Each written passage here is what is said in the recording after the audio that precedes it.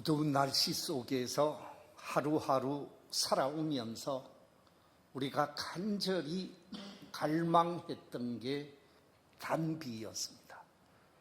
오늘 주일 새벽 교회를 오는데 단비가 쫙 내리는 모습을 보고 얼마나 감사했는지 모릅니다. 바라옵기는 우리 성도들의 심령 속에서도 성령의 단비가 차고 넘치게 되시기를 주의 이름으로 축원합니다. 제가 한 사람을 소개하고자 합니다. 이 사람이 누구인지 한번 맞추어 보시면 감사하겠습니다. 스크린에 이 사람이 누구인가 정보를 좀 드리겠습니다. 이 사람은 누구일까요? 일간신문에 전면 광고를 처음 낸 사람입니다. 세계 최초로 대형 백화점을 만든 사람입니다. 고객은 왕이라 하는 말을 최초로 한 사람입니다. 우리나라를 비롯해서 세계 곳곳에 YMCA 건물을 지어서 봉헌한 사람입니다. 30대 백화점 회장이 되어서 세계 최대의 백화점을 경영하면서 탁월한 경영 감각을 드러낸 사람이기도 합니다. 백화점 회장으로서 미국 최신부 장관을 역임한 사람입니다. 나이 19살 때부터 85세의 노인에 이르기까지 주일 예배와 교회 학교 교사의 사명을 외면하지 않은 사람입니다. 이 사람은 누구일까요?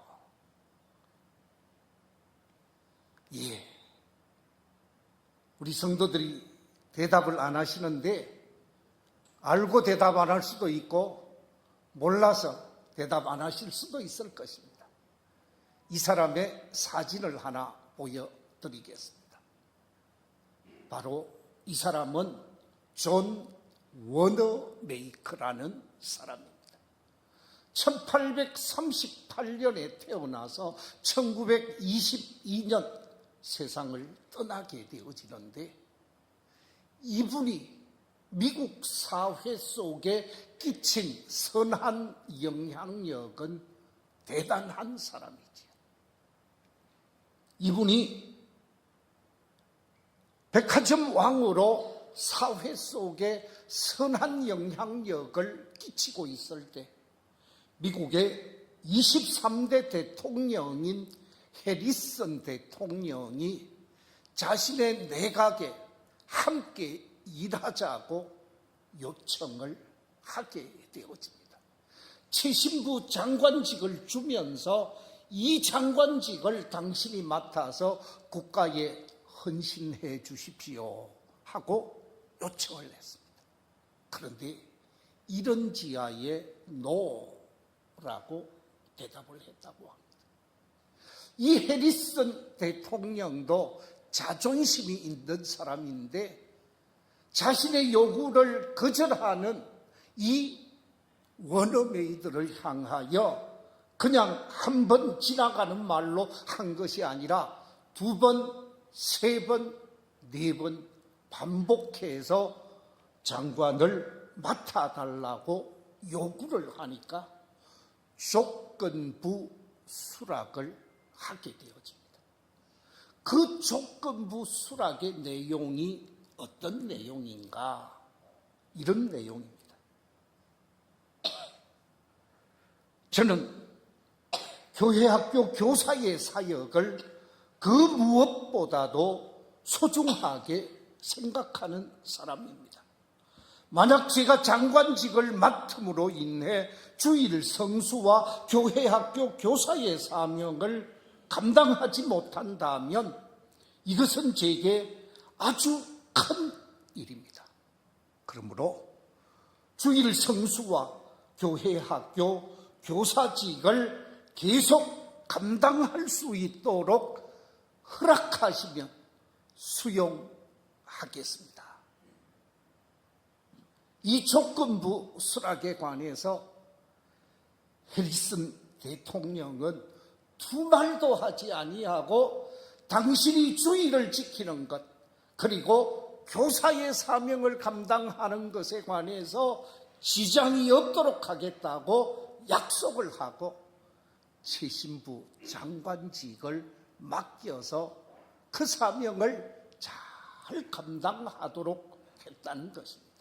그런데 중요한 것은 최신부 장관직을 맡아 있으면서 미국 행정수도 뉴욕에서 자신의 고향 필라델피아까지 매 주일마다 비행기를 타고 고향 교회에 와서 예배를 드리면서 자신이 하나님 앞에 약속한 대로 교회 학교 교사직을 중단하지 않았다고 합니다.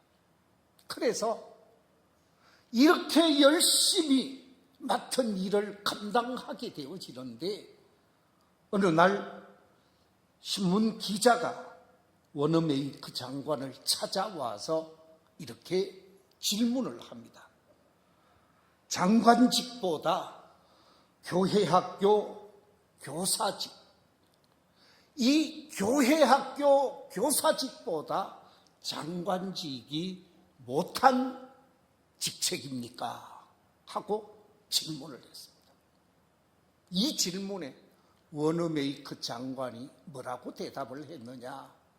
이렇게 대답을 했다고 합니다. 최신부 장관직은 아주 중요한 직입니다.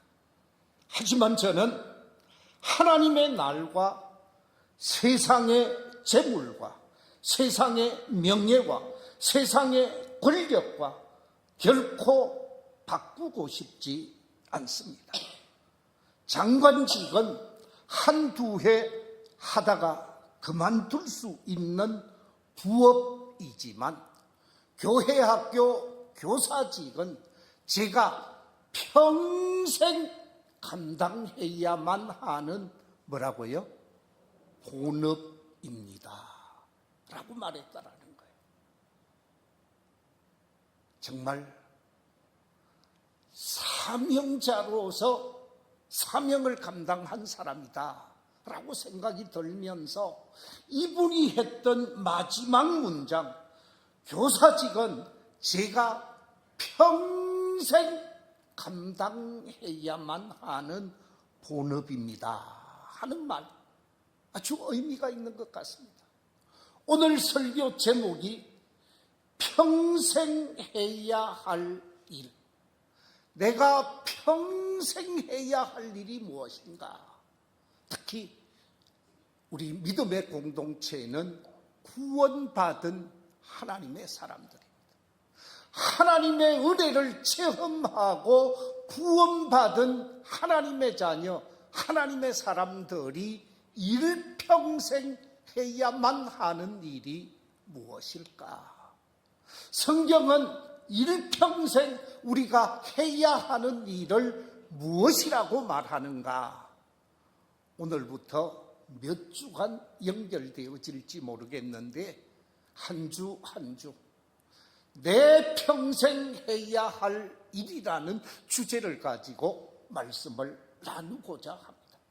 바라옵기는 우리 모든 성도들이 내 평생 이 일을 계속하면서 하나님께 영광을 돌리는 복 있는 삶이 되시기를 주의 이름으로 축원합니다. 오늘 본문 속에서 내 평생 해야 하는 일이 무엇이라고 말씀하고 있는가? 오늘 제일 먼저 우리 평생에 해야 할 일을 오늘 본문에서 말하기를 여호와 하나님을 찬양하는 일이라 라고 말씀하고 있습니다. 하나님을 찬양하는 일은 청년 때 하는 것이 아니고 중년 때 하는 것이 아니고 노년 때만 하는 것이 아니라 청년 때이든 중년 때이든 노년 때이든 일평생 하나님을 찬양하며 사는 삶이 우리 성도들이 감당해야 할 일이라고 오늘 성경은 우리에게 말씀해 주고 있습니다.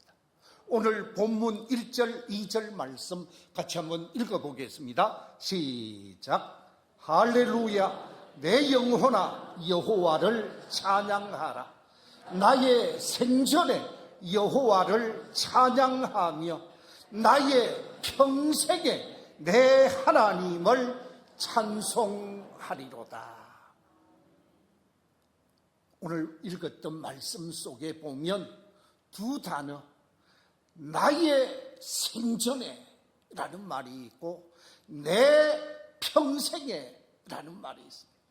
나의 생전에, 나의 평생에 하나님을 찬양하는 일, 이 일은 일평생 죽기 이전에 계속해야만 하는 성도의 아름다운 삶의 모습이라는 것입니다.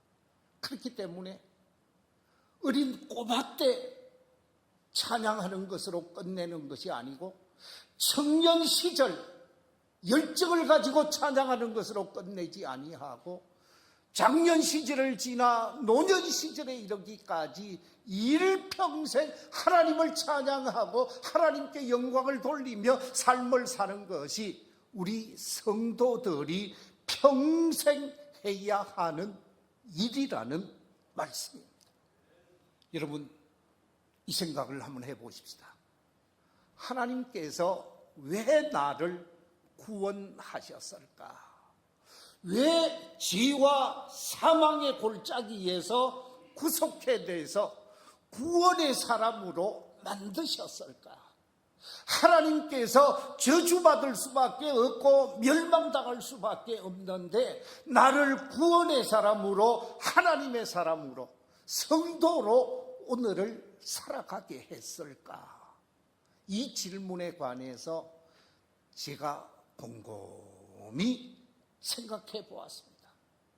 나를 창조하신 이유가 무엇이고, 나를 구원하신 이유가 무엇이고, 나를 하나님의 백성 삼으신 이유가 무엇일까 하는 질문에 설교를 준비하면서 곰곰이 생각해 보니까 여러 가지 많은 생각이 있었습니다만은 마지막 두 가지 중요한 결론을 도출할 수밖에 없어요. 하나님께서 나를 창조하시고 구원하셔서 오늘 여기까지 인도하신 첫 번째 이유는 하나님께 영광을 돌리는 삶을 살라고 나를 구속하시고 나를 창조하셨고 나를 부르셨다고 하는 사실을 발견하게 되어졌습니다. 그렇습니다. 우리 이사야 43장 6절 7절 말씀 같이 한번 읽어보겠습니다. 시작. 내가 북쪽에게 이르기를 내놓아라. 남쪽에게 이르기를 가두어 두지 말라. 내 아들들을 먼 곳에서 이끌며 내 딸들을 땅끝에서 오게 하며 내 이름으로 불려지는 모든 자 곧 내가 내 영광을 위하여 창조한 자를 오게 하라. 그를 내가 지었고 그를 내가 만들었느니라. 내가 지은 이유가 무엇이냐? 내가 만든 이유가 무엇이냐? 내가 북쪽에서 불러오고 남쪽에서 끌어낸 이유가 무엇이냐? 하나님께서 우리 한 사람 한 사람을 동쪽에 살든 서쪽에 살든 남쪽에 살든 북쪽에 살든 동서남북에 살고 있는 사람들을 다 불러내어서 하나님의 사람 되게 한 이유는 내가 내 영광을 위하여 창조했기 때문이다 라고 말하면서 하나님의 영광을 위하여 삶을 살 것을 말씀하고 있습니다. 그래서 사도 바울은 뭐라고 고백합니까? 내가 살아도 주를 위하여 살고 주를 위하여 죽나니 사나 죽으나 주의 것이로다 하면서 주께 영광 돌리는 삶을 살겠노라고 다짐하는 모습을 보게 되어집니다. 하나님께서 나를 창조하시고 나를 구속해 주시고 하나님의 자녀로 오늘을 살아가게 하는 것은 하나님의 영광을 위하여 살도록 하기 위해 나를 불러주셨다라는 것입니다. 두 번째 질문에 대한 결론이 뭐냐? 하나님을 찬송하며 살도록 하기 위해서 지으셨고 부르셨고 구속해 주셨다라는 것이죠. 우리를 지으셔서 하나님의 자녀 삼으신 이유는 하나님을 찬송하도록 하기 위해 창조하셨고 부르셨다라는 것입니다. 우리 함께 이사야 43장 21절 같이 한번 읽어보겠습니다. 시작. 이 백성은 내가 나를 위하여 지었나니 나를 찬송하게 하려 함이니라. 하나님을 찬송하도록 성도들을 지으셨고 성도들을 부르셨고 성도들을 구원하셔서 성도의 삶을 살게 하셨다라는 것입니다. 그렇기 때문에 우리 성도들을 부르신 이유가 하나님을 찬양하며 살도록 했기 때문에 저와 여러분이 평생 동안 해야 할 일은 하나님을 찬양하며 하나님께 영광 돌리는 삶을 살아야 하는 줄로 믿습니다. 그렇습니다. 하나님께서 우리를 지으신 이유가 찬양하며 살라라는 것입니다. 찬양이라는 말의 의미가 무엇입니까? 이 찬양이라는 말을 히브리어 구약 성경에서 기록되어진 히브리어로는 어떻게 표현을 했느냐? 하랄이라는 단어를 쓰고 있습니다. 또 하나 자마르라는 단어를 쓰고 있습니다. 이것이 찬양하다, 찬미하다라는 뜻입니다. 또 하나 헬라어에서는 찬양이라는 말을 어떻게 표현하고 있느냐? 독사조라는 단어를 쓰고 율로게오라는 단어를 쓰는데 이 네 단어의 공통적인 의미가 뭐냐? 찬양하다, 높이다, 감사하다, 영광을 돌리다라는 뜻입니다. 그렇기 때문에 찬양한다라는 말을 명사적인 의미로 표현하게 되어지면 영광이라는 말이고 감사라는 말이고 존귀라는 말로 함축해서 설명할 수가 있습니다. 하나님께 찬양한다라는 말은 하나님께 감사한다라는 말이요, 하나님께 영광을 돌린다라는 말이요, 하나님을 존귀케 하는 삶의 모습을 하나님께 찬양하는 삶이라는 거지요. 자, 그러면 우리가 하나님께 찬양한다라고 말할 때 이 찬양이라고 하는 영적인 의미가 무엇일까? 제가 5가지를 준비했는데 제일 첫 번째 찬양의 영적인 의미는 하나님께 영광을 돌리는 거룩한 행위가 찬양입니다. 우리 인간이 할 수 있는 가장 거룩한 행위가 하나님을 향하여 영광을 돌리는 것이고 그 영광을 돌린다라는 말은 찬양을 통해서 영광을 돌린다라는 거죠. 그냥 목소리로 노래만 하는 것이 아니라 몸으로 삶으로 하나님께 영광을 돌리며 하나님께 나아가는 것이 찬양하는 것이고 그것이 곧 영광을 돌리는 모습이라는 것입니다. 시편 66편 1절 2절에서 이렇게 기록하고 있습니다. 온 땅이여 하나님께 즐거운 소리를 낼지어다. 그의 이름의 영광을 찬양하고 영화롭게 찬송할지어다. 하나님께 영광을 돌리는 것이 찬양이라는 거죠. 그래서 노래로만 찬양할 수도 있지만 삶을 통해서 하나님께 영광을 돌릴 때 그것이 곧 하나님께 찬양이 되어진다라는 거예요. 요즘은 축구 선수의 시절을 지나서 늘 TV를 통해서 중간에서 아주 축구 해설을 잘 하고 있는 이영표 선수. 이 이영표 선수가 그라운드에서 골을 넣고 나면 두 손을 들고 무릎을 꿇고 그 자리에서 잠시 기도하는 모습 우리가 다 봤습니다. 그게 바로 하나님께 영광을 돌리는 거죠. 노래하는 것만이 아니라 찬양은 영광을 돌리는 것이고 영광은 곧 하나님께 찬양을 올리는 것과 같다라는 것이죠. 우리의 삶의 모습 속에서 이와 같은 영광 돌리는 은행이 계속되어져야 한다라는 말씀입니다.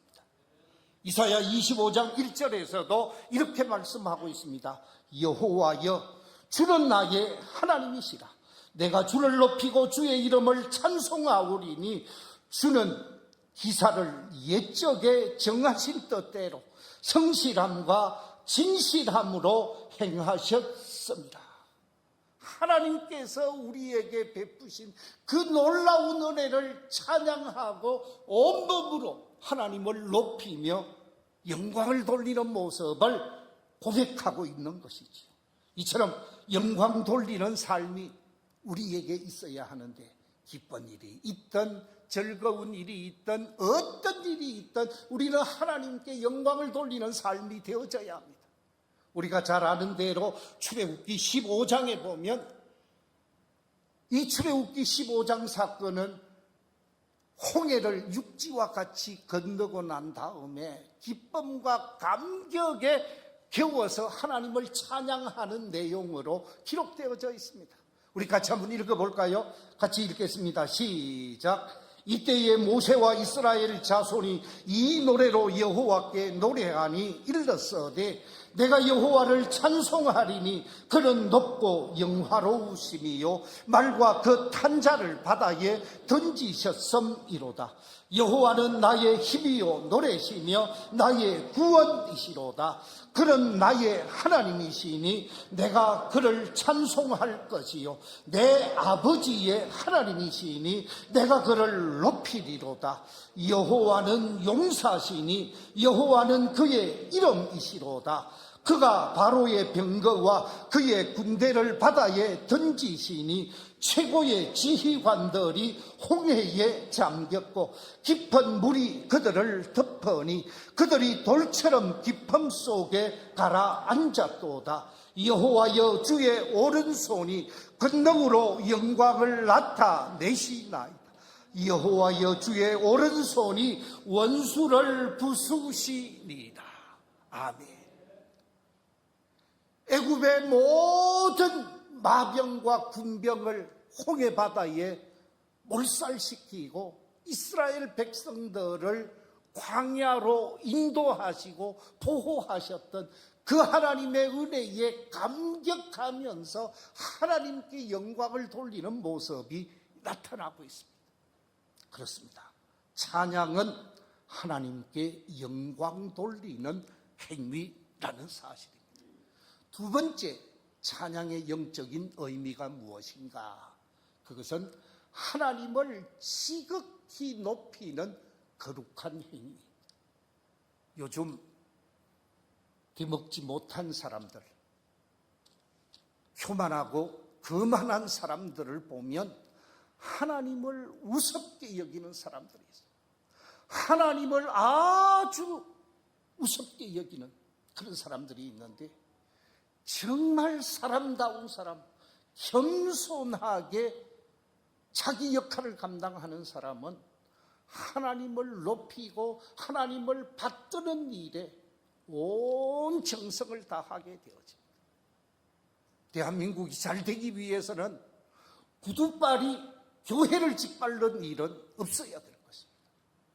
옛날 3공화국 때도 5공화국 때도 교회에 구두발이 짓밟지 않았습니다. 그런데 요즘 보면 교회를 우습게 생각하는 권력자들, 힘 있는 사람들의 모습을 보게 되어집니다. 하나님을 지극히 높이지 않는 사람들이라면 망할 수밖에 없다라는 사실입니다.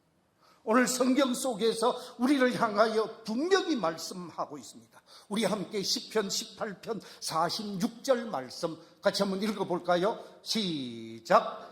여호와는 살아계시니 나의 반석을 찬송하며 내 구원의 하나님을 높일지로다. 하나님을 높이 받들고 하나님을 존귀케 여기는 사람은 은총을 입을 것이지만 우습게 여기는 사람은 망할 수밖에 없다라는 사실입니다. 하나님을 찬양한다라는 말은 하나님을 높인다라는 말씀입니다. 이 자리에 계신 우리 모든 성도들이 하나님을 높여 받들면서 영광을 돌리는 믿음의 사람들이 되시기를 주의 이름으로 축원합니다. 제2대 왕, 이스라엘의 제2대 왕, 그 사람은 다윗이었습니다. 이 다윗이 일평생 끊이지 아니하고 했던 것 가운데 하나가 찬양하는 것이고 악기를 들고 찬양하는 것입니다. 지금 보시는 그림은 유명한 화가 렘브란트가 그린 하프를 켜는 다윗의 모습을 그려놓은 것입니다. 왕이든 가난한 서민이든 높고 낮음에 관계없이 모든 사람이 하나님께 해야 하는 일은 하나님을 높이고 하나님을 받들며 하나님을 존귀하게 하는 찬양하는 삶을 사는 것입니다. 다윗은 사무엘하 22장에서 이렇게 고백을 하고 있습니다. 사무엘하 22장 1절 이하의 말씀입니다. 여호와께서 다윗을 모든 원수의 손과 사울의 손에서 구원하신 그날에 다윗이 이 노래의 말씀으로 여호와께 아뢰어 이르되 여호와는 나의 반석이시요 나의 요새시요 나를 위하여 나를 건지시는 자시요 내가 피할 나의 반석의 하나님이시요 나의 방패시요 나의 구원의 뿌리시요 나의 높은 망대시요 나에게 피할 나의 피난처시요 나의 구원자시라. 나를 폭력에서 구원하셨도다. 내가 찬송받으실 여호와께 아뢰리니 내 원수들에게서 구원을 받으리로다. 다윗은 하나님을 찬양하며 일평생 사명을 감당했습니다. 이처럼 하나님을 높이고 하나님을 받드는 것이 찬양입니다. 진정 범사에 하나님을 높이며 하나님을 존귀케 하는 아름다운 믿음의 삶이 되시기를 주의 이름으로 축원합니다. 세 번째 찬양의 영적인 의미가 무엇일까요? 찬양의 영적인 의미는 하나님을 기쁘시게 하는 거룩한 행위입니다. 하나님을 기쁘시게 하는 것이 찬양이라는 것입니다. 찬양하면 내가 기쁜 것도 기쁜 것이지만 내가 기뻐하는 기쁨 속에서 하나님을 기쁘시게 하는 것이 찬양이라는 것입니다. 시편 100편에서 이렇게 말하고 있습니다. 우리 시편 100편의 말씀 같이 한번 읽어보겠습니다. 시작. 온 땅이여 여호와께 즐거운 찬송을 부를지어다. 기쁨으로 여호와를 섬기며 노래하면서 그의 앞에 나아갈지어다. 기쁨으로 여호와를 섬기며 노래하면서 그의 앞에 나아갈지어다. 우리 성도들이 여호와 하나님 앞에서 마음을 다해 정성을 다해 뜻을 다해 올려드리는 그 찬양이 하나님께 기쁨이 되고 내게도 기쁨이 되어지는 것이죠. 우리가 범사에 하나님을 기쁘시게 하는 것이 우리 삶의 아름다운 모습일진데 찬양을 통하여 하나님께 기쁨을 드리는 복 있는 모습이 있어야 한다라는 것이지요. 마리아는 자신의 몸을 통해서 예수님의 탄생을 예고하는 천사에게 뭐라고 얘기를 합니까? 누가복음 1장 46절 이하에 이렇게 말합니다. 마리아가 이르되 내 영혼이 주를 찬양하며 내 마음이 하나님 내 구주를 기뻐하였으면 그의 여종의 비천함을 돌보셨습니다. 보라, 이제후로는 만세의 날을 복이 있다 일컬으리로다. 능하신 이가 큰 일을 내게 행하셨으니 그 이름이 거룩하시며 긍휼하심이 두려워하는 자에게 대대로 이르는도다 라고 얘기하면서 나를 통해서 하나님의 역사를 이루어 가게 하시니 하나님께 영광을 돌립니다. 하나님께 기쁨을 돌립니다. 그러면서 찬양하는 마리아의 모습을 보게 되어집니다. 찬양은 하나님을 기쁘시게 하는 것입니다. 네 번째 찬양의 의미가 무엇입니까? 찬양은 하나님께 감사를 표하는 거룩한 행위입니다. 감사한다는 말은 다른 말로 찬양한다라는 말과 원어적인 의미에서 똑같다고 제가 설명을 드린 바가 있습니다. 하나님께 감사하는 사람이 하나님께 찬양하는 사람이고, 하나님께 불평하는 사람은 하나님을 원망하는 사람과 동일하다라는 거지요. 원망하고 불평하는 사람이 아니라 찬양하며 감사하는 사람이 진정 하나님을 기쁘시게 한다라는 거예요. 그래서 시편 100편 3절 4절에서 이렇게 기록하고 있습니다. 여호와가 우리 하나님이신 줄 너희는 알지어다. 그는 우리를 지으심이요 우리는 그의 것이니 그의 백성이요 그의 기르시는 왕이로다. 같이 읽어보겠습니다. 그 다음에 감사함으로 그의 문에 들어가며 찬송함으로 그의 궁정에 들어가서 그에게 감사하며 그의 이름을 송축할지어다 그랬습니다.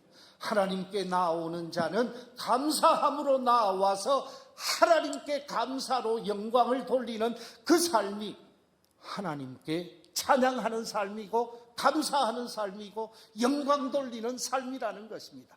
평생에 감사함으로 하나님을 찬양하는 저와 여러분이 되시기를 주의 이름으로 축원합니다. 마지막 한 가지, 찬양의 영적인 의미가 무엇인가? 그것은 다름이 아니라 하나님께로 받은 크고 작은 은혜와 축복에 대한 응답의 행위, 그것도 믿음의 응답의 행위가 찬양이라는 거예요. 그래서 하나님 저를 이렇게 은총 베풀어 주신 것 감사합니다. 하나님 제게 이렇게 사랑해 주신 것 감사합니다. 하나님 제게 이런 많은 것 주셔서 감사합니다. 믿음으로 응답하는 것이 하나님께 찬양이 되어진다는 거지. 그렇습니다. 받은 은혜, 받은 사랑, 받은 축복을 화답하는 것이 찬양이 되어지는 것입니다. 받은 은혜에 화답하며 사는 믿음의 삶이 저와 여러분의 삶이어야 하는 것이지요. 시편 134편 1절 이하 3절에서 이렇게 말하고 있습니다. 보라, 밤에 여호와의 성전에 서 있는 여호와의 모든 종들아, 여호와를 송축하라. 성소를 향하여 너희 손을 들고 여호와를 송축하라. 천지를 지으신 여호와께서 시온에서 내게 복을 주실지어다. 밤이 되어도 하나님의 성소에서 응답하고, 낮이 되어도 하나님의 성소에서 영광을 돌리며 믿음의 응답을 하고 있는 사람, 그것이 곧 찬양이라는 거지. 우리는 받은 은혜, 받은 사랑, 받은 복에 화답하며 영광 돌리는 찬양의 삶이 우리 그리스도인의 삶이 되어져야 하는 것입니다. 말씀을 맺겠습니다. 구원받은 하나님의 백성들이 평생에 감당해야만 하는 일이 무엇인가? 여호와 하나님을 뭐 하는 일이라고요? 찬양하는 일이다. 그리고 여호와 하나님을 찬양하는 일의 영적인 의미 5가지를 말씀드렸습니다. 첫째는 영광 돌리는 거룩한 행위요, 지극히 높이는 거룩한 행위요, 기쁘시게 하는 거룩한 행위요, 감사를 표하는 거룩한 행위요, 받은 은혜와 축복에 대한 믿음의 응답이 찬양이라. 찬양의 영적 의미라 그랬습니다. 진정 일평생 찬양하며 하나님께 영광을 돌리면서 영혼이 잘 되고 범사가 잘 되고 축복된 삶을 사는 우리 모든 성도들이 되시기를 주의 이름으로 축원합니다.